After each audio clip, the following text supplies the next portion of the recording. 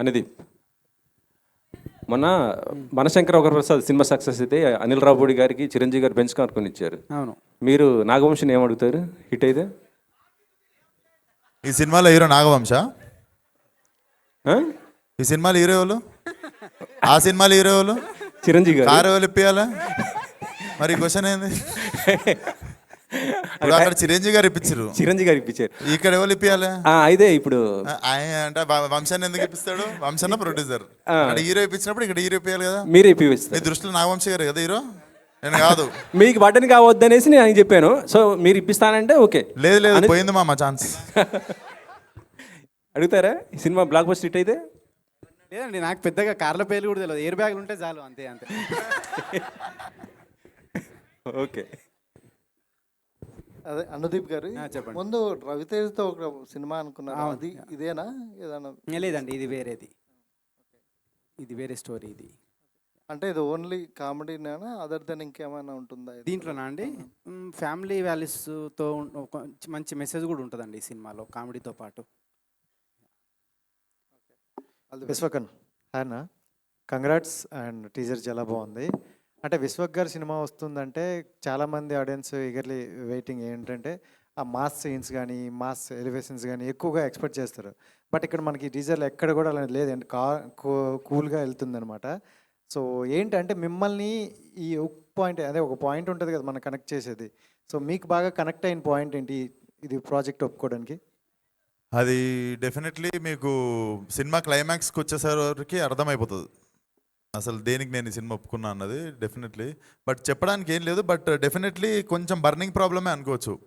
Present young crowd కానీ Gen Z కానీ వాళ్ళకి కోమల్కి ఒక కామన్, అంటే దాన్ని సమస్య అని కూడా చెప్పలేము. బట్ ప్రజెంట్గా జనాల్ బిహేవియర్లో ఉన్న ఒక చిన్న వెరీ స్ట్రాంగ్ పాయింట్ పట్టుకొని నాకు కథ చెప్పినుండే అనుదీప్. సో డెఫినెట్లీ అది చాలామంది రిలేటబుల్ అవుతారు.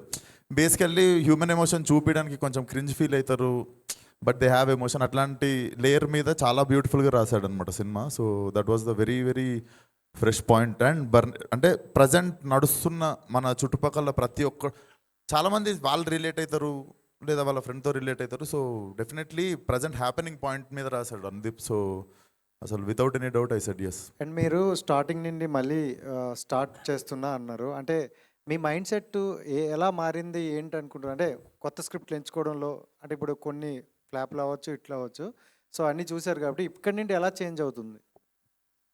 నథింగ్, మళ్ళీ నేను అప్పుడు చేసినట్టే డెఫినెట్లీ నాకు ప్రాసెస్లో అర్థమైందంటే whenever I experimented something it has become commercial success. So when I wanted to do commercial I think it went wrong. So I think my experiment is my playground. So definitely మళ్ళీ reinventing my old formula only. ఎక్కడ start చేసినామో అక్కడ నుండే మొదలు పెడుతున్నా అంతే. All the best అండి. Thank you. ఖైదూజీ నాగవంశి గారు, వెంకటేష్ గారు, త్రివిక్రమ్ గారితో మీటింగ్లు ఉన్నారు. వచ్చేటోరికి ట్రాఫిక్ ఉండేసరికి రాలేకపోయినా అన్నారు. వస్తారు. So first of all masala answer అయితే ఏం లేదు దానికి. So congratulations for the teaser is too good. And what made you to choose this script? Sorry, what? What made you to choose this script? Because it was a very different genre. Just I said, I never ever did comedy. Like I have only did like the commercial parts or like how the generic heroine films are. But this one was very different, and I had a lot to perform also. And also like how Vishwak said, the script is very different.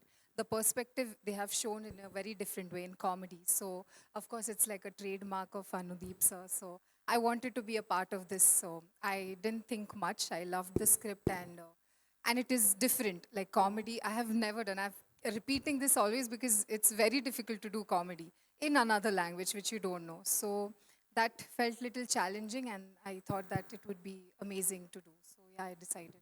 Who is most funniest person on set? 100 Anudeep sir, there's no doubt. It's I mean Vishwak has also his own sense of humor. That's okay. నాకేం వద్దు. You can give it to him. But Anudeep sir has a very different sense of humor. You guys have not seen it. We have seen it on set, a different side of him, which is I don't think so anybody will see it. But definitely it's him. So after Funky, is there any update for next film? So many members are waiting for that. I I can't say much. I think the production house and the team will announce it, but I can't say anything now. Okay. Vishwak గారు, విశ్వకన్ అన్న, అదే ఈ main ఈ సాంగ్లో చూసుకుంటే ఎంత పెద్ద hero అయినా రిమోట్ అనేది హీరోయిన్ చేతికి వెళ్ళిపోతుంది అనమాట. అంటే ఏంటన్న మీ ఉద్దేశం ఏంటి? ఈ సినిమాలో రిమోట్ అనేది మీ చేతుల్లో ఉంటుందా, లేకపోతే ఒకవేళ రిమోట్ మీ చేతుల్లో ఉంటే రియల్ లైఫ్లో రిమోట్ ఎవరు అంటే ఏం చెప్తారు? నీ రిమోటెడ్ ఉంది. నీ నార్మల్గా అడుగుతున్నా బ్రో, చెప్పు. నా చేతుల్లో ఉంటుంది అన్న, రిమోట్ నా చేతుల్లో ఉంటుంది. వద్దా తోడొద్దా లైఫ్లో? ఒక తోడొద్దా? తోడు పెళ్ళి అయిపోయిందా? అవ్వలేదు. రిమోట్ ఇయ్యేవాళ్ళు కన్నా ఫస్ట్ నువ్వు ఎవరైనా రిమోట్ పెట్టాల్సిందే. ఏం సార్, అంతే కదా? ఒంటిగంట లెక్క మిగిలిపోతావు. లేకపోతే రిమోట్ పెట్టాలి, ఎవరి చేతిలోనో పెట్టాలి, తప్పదు. యా, హాయ్ అనుదీప్ గారు ఇక్కడ. సో చాలా మూవీస్లో అంటే మీరు డైరెక్షన్ చేసిన మూవీస్ కావచ్చు, చాలా చేయని మూవీస్లో కూడా యాక్ట్ చేశారు. సో ఇందులో మీరు కనబడబోతున్నారా మాకు ఏదైనా సర్ప్రైజ్? లేదండి, సర్ప్రైజ్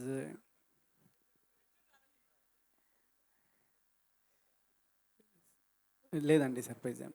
విశ్వక్ గారు, ఇవన్నీ టూలు ఉన్నాడు. విశ్వక్ గారు ఇటండి.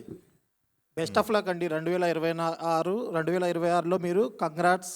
అది కాక హిట్ కొడతారనే ఒక వైబ్ కనిపిస్తుంది నాకు. టీజర్ చూశాను, చాలా బాగుంది. సాంగ్ అయితే ఆల్రెడీ చూశారు కదా, వైబ్స్ ఎలా వస్తున్నాయో. మీకు ఎలాంటి వైబ్స్ అనిపిస్తున్నాయి 2026లో? నేను ఈసారి హిట్ కొట్టగలను అనే వైబ్ అనిపిస్తుందా మీకు? నా వైబ్స్ నేను నాతో ఉంచుకుందాం అనుకుంటున్నా, షేర్ చేసుకోకుండా.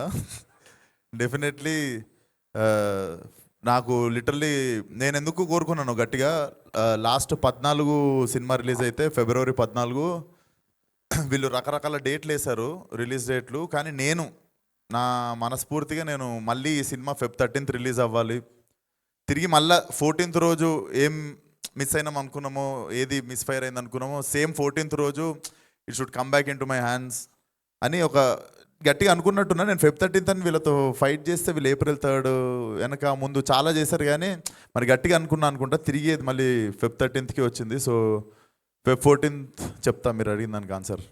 యా, అనుదీప్ గారు, యాక్చువల్గా మీరు జాతిరత్నాలు సినిమా చేసినప్పుడు అవును హీరోకి వాళ్ళకి ఎంత పేరు వచ్చిందో, అవును ఆ చిట్టి హీరోయిన్ కూడా అంతే అవునండి. పేరు వచ్చిందండి. అంటే ఈ సినిమాలో ఈ అమ్మాయి క్యారెక్టర్ ఎలా ఉంటుంది? ఈ అమ్మాయి క్యారెక్టరు చాలా యూనిక్గా ఉంటుందండి, చాలా ఫన్నీగా ఉంటుంది. ప్లస్ ఏంటంటే నేనేంటంటే కొన్ని అప్పటికప్పుడు డైలాగ్స్ రాయడం జరుగుతుంది.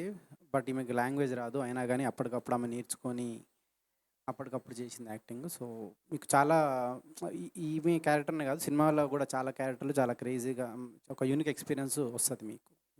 సో విశ్వక్ గారు, అంటే ఈ అనుదీప్ సినిమాలో ఒక టిపికల్ క్యారెక్టరైజేషన్తో వెళ్తుంటే మీదొక స్టైల్ ఉంటుంది. సో ఈ రెండింటిని ఎలా బ్యాలెన్స్ చేశారు? ప్రతి సినిమాలో ఎవ్రీ క్యారెక్టర్ నాకు తెలిసి కొంచెం ఛాలెంజింగ్గా నేను చూస్ చేసుకున్నా. మీరు గామి అనుకోవచ్చు, అశోకవనంలో అర్జున కళ్యాణం అనుకోవచ్చు, ఊరి దేవుడు అనుకోవచ్చు. సో ఫిలింకి ఫస్ట్ చూసుకునేదే if there is a contrast from all my other characters in this film. So ఇంకా కానీ నేను చేసిన ఇప్పటివరకు చేసిన అన్ని సినిమాల్లో out and out like very fresh family entertainer మాత్రం ఇదే అవుద్ది అనేది. అశోకవనం తర్వాత అనేది చెప్పండి. రొమాంటిక్ సీన్లో కొద్దిగా మీరు అన్కంఫర్టబుల్ ఫీల్ అయ్యారంటే ఎందుకు? అదే చుట్టూ జనాలు ఉంటారు అన్ని. లేదండి, అంటే వీళ్ళే చేయని చెప్పారు, నేను చేస్తాను. వాళ్ళు చేయనన్నారు, వాళ్ళు గ్రీన్ సిగ్నల్ ఇచ్చారు, కాకపోతే మీరే కొద్దిగా అన్కంఫర్టబుల్ వద్దులే కట్ అనేసి అన్నారు. అట్లా లేదండి, అంటే ఫస్ట్ నుంచి ఇది ఒక ఫ్యామిలీ ఎంటర్టైనర్ లాగా చేద్దామని ఉంది కాబట్టి, సో దాన్ని ఎట్లా ట్రీట్ చేయాలి చెప్పు. సో దానికి తగ్గట్టు సీన్లు రాయడం అట్లనే ఉంటుంది. సో అది